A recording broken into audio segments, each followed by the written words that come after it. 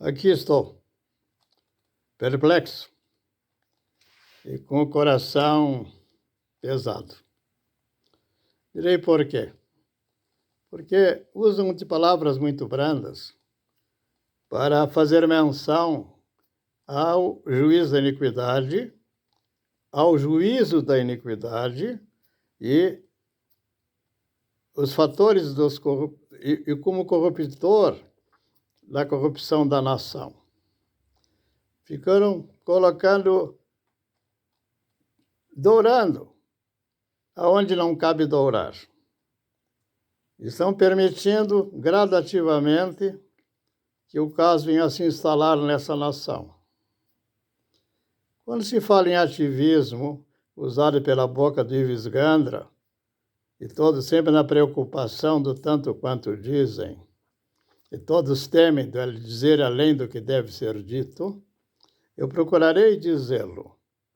Quando se diz ativismo judiciário, diga-se em relação ao Supremo Tribunal Federal, que é o TSE, porque são as mesmas pessoas.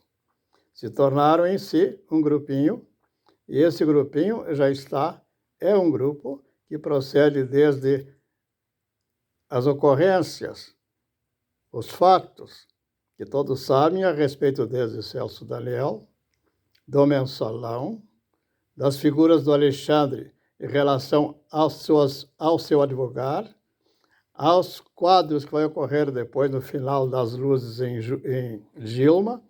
Todas essas questões estão expressas hoje, no tanto quanto a Corte de Brasília tem em verdade poder de justa justiça de fazer alguma coisa por esta nação. Mas na hora que, como Alexandre de Moraes entrou por indicação do Temer, isso o Temer tem que responder diante da nação com clareza, se for o caso, faça alguma coisa que o Senado o chame e ele faça, de forma tal que ele fique sob quadro de juízo que vai dizê-lo.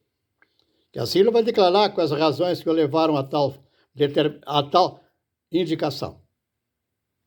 Que observo, a indicação ele o fez já no apagar das luzes do seu governo, não no início. Embora, no início do seu governo, já estava a morte daquele cidadão, do juiz, que seria um opositor, talvez, dentro das pretensões de Fachin. Vamos compreender que quem está por cabeça hoje sobre o Senado é essa corte. Se eu interpreto o Rodrigo Pacheco por alguém de poder para impedir um Senado agir, ele quebrou essa possibilidade de equilíbrio. Mas sob a sujeição dessa Corte de Brasília. É uma evidência. Se fosse o contrário, pensasse como aqueles homens que querem criar uma limitação a esses atos, ele o teria feito, sempre foi impedidor. Mas como receber aplauso?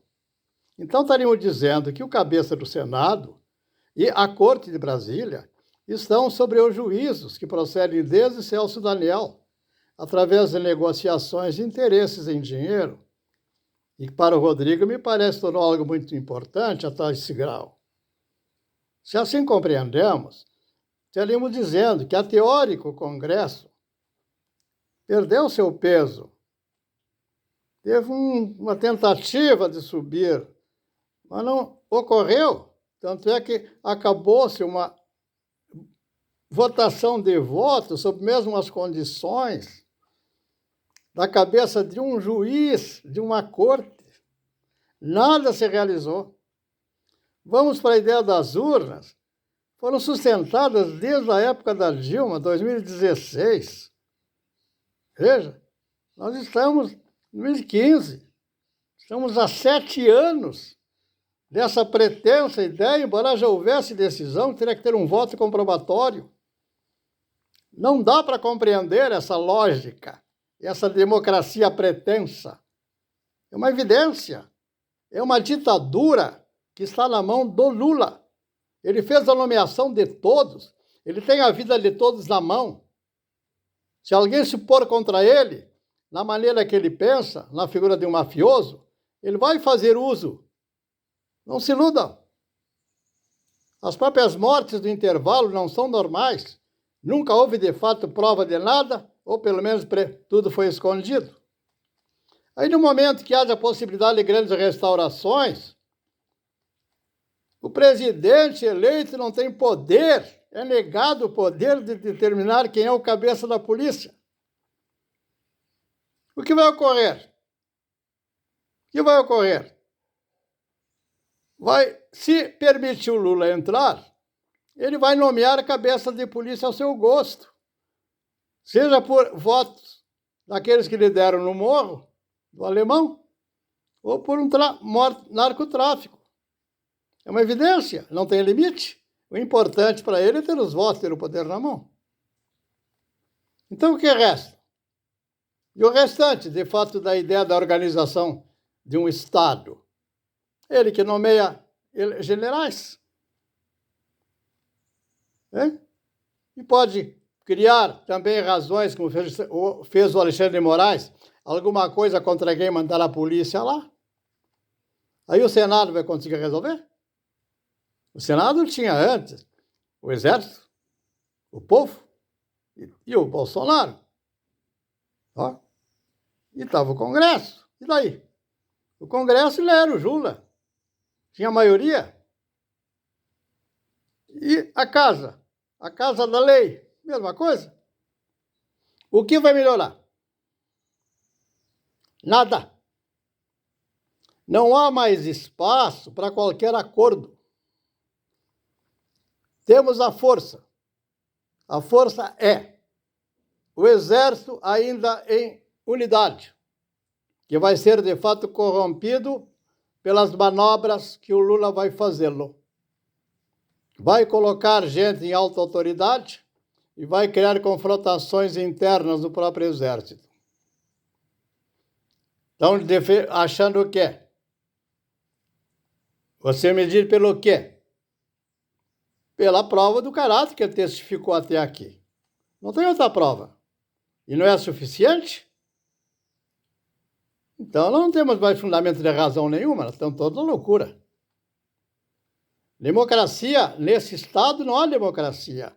E estão sustentando uma democracia onde já não há democracia. Que está usando por fundamento para dizer que há democracia, que a democracia, tudo é mentira. É fraude, é vazio. Não tem homem com caráter para sustentar isso. Se tivesse, não haveria essa bagunça. O povo não pode aceitar. Não é uma questão de boa vontade, de coisinha, não dá. Como é que eu vou fazer negócio com alguém que eu não posso, não ter a mínima credibilidade? Eles vão manobrar todas as formas possíveis. Mesmo a configuração que sai do Congresso, está aí como entra um juiz, como é feito. Está tudo programado. Sempre vai ter maioria de juiz lá dentro. E nesse Estado, estão determinando sobre quando houver diferenças de votos dentro de um Congresso, alguém recorre ao juiz, ele vai dizer que aquilo não pode. E daí? Não estão percebendo? Mas o que falta? Ou seja, se esse velho fosse o cabeça do Exército, mesmo sem o cabeça do Bolsonaro, eu teria uma determinação. E está tudo expresso na declaração que vos faço. Que vantagem eu tenho aos meus 87 anos? Nada. Eu só estou ofertando da minha experiência de vida e do tanto que eu já tive que ser confrontado com as raposas, com os porcos, com toda essa gama de pessoas que estão dentro de um conviver de vida de alguém.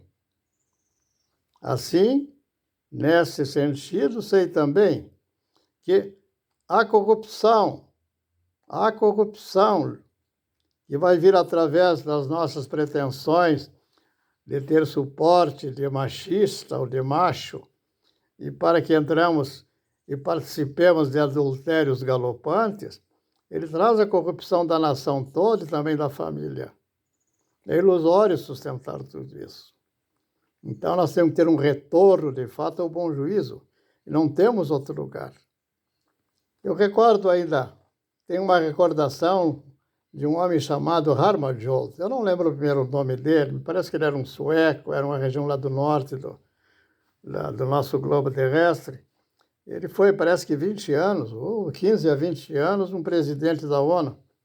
E é o momento que ele vendo todos esses quadros gerais, das confusões, agora também desse pensar de partidário, dentro de todo um pensar que alcançaria todas as nações, aí entra o campo do voto, e um campo do voto comerciado, negociado, então é muito complicado. Então, como resultado disso, na hora que estão corrompidas essas cabeças, não há mais possibilidade de sustentabilidade de nada. Então ele vai dizer naquela ocasião, olha, é uma ocasião, não lembro bem, talvez já estava pegando a Guerra Fria, ele vai dizer que a figura fundamental que as pessoas têm que reconsiderar é que quando houve, de fato, aparece a figura de Cristo, a figura de Jesus Cristo, está ali numa encruzilhada com a presença do grego, do romano e do pensamento religioso ou teológico. Mas naquele momento, todos os três vão condenar o justo. Então ele chama a atenção que aquilo é uma encruzilhada para os povos e para a vida. Não tem outro lugar. Assim restauramos nossa casa, somos restaurados antes, nossa casa será restaurada por nós, e também teremos credibilidade. Não há problema de quem suba ao Estado ou ao governo e seja represente. Sempre será um homem de fato e de boa fé.